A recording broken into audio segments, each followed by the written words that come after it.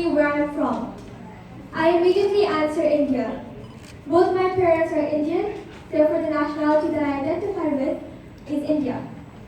But I never lived in India, so I don't know a lot about the culture.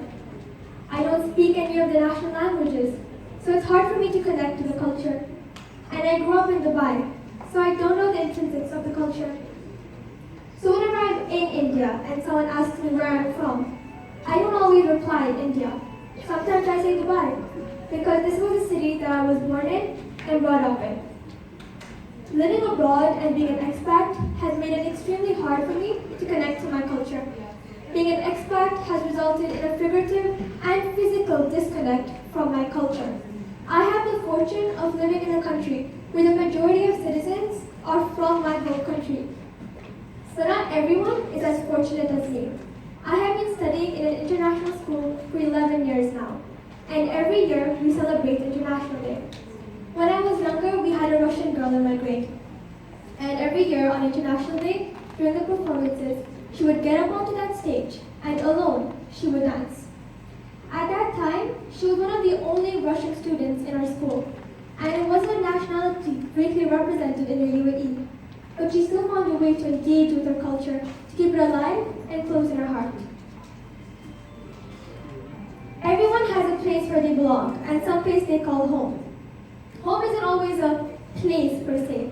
It can be a person, a feeling, an item, or a culture. For me, home isn't my house. It isn't my parents and my brother. It isn't my cousins and my aunts and my uncles and my grandparents. For me, home is every time I eat my national food. Home is every time I'm with someone and they accidentally speak in Hindi. Home is every time I'm with someone and when they ask me where I'm from and when I say India, they say, I know, but where?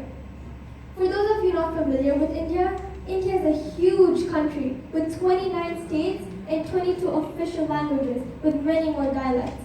So any Indian knows to ask another Indian not where they're from, but which part of India they're from. Home is every time I'm with someone and they casually mention how they're celebrating a festival that I also celebrate. Home is every time I see my culture around me and know that although I might not be home, I'll always have a piece of home with me. Because no matter how hard the people around you try to sustain their culture, it's not a perfect solution. We are living in an increasingly globalized world, and our identity and culture is in danger of being lost. I keep talking about the negative aspects of being an expat, but it's not a bad thing. It's not a bad thing that people are moving out of their home countries.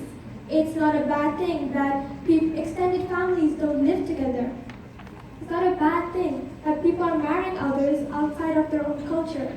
None of these are bad things. The downside of this is this often results in a child having limited connections to their culture. It's like learning a language. You can memorize all the vocabulary. You can learn all the grammar rules, and you can practice for hours on end. But until you're surrounded by people who speak the same language, until you have continuous exercise of this skill, you'll never truly master the language. And don't get me wrong, it's not that I'm not grateful. Grateful that my parents moved to a country with better living conditions. Grateful that they moved to grant their children better opportunities in life. Grateful that they have tried to keep my culture alive for me and my brother. It's not that I'm not grateful and that I don't appreciate what an expatriate life has done for me and my family. It's just that it's not enough. Culture is such a huge part of our identity. We introduce ourselves with our name, our age, and where we're from. For example, my biology teacher, her parents are from the Netherlands, but she grew up in Hong Kong and that's where she's from.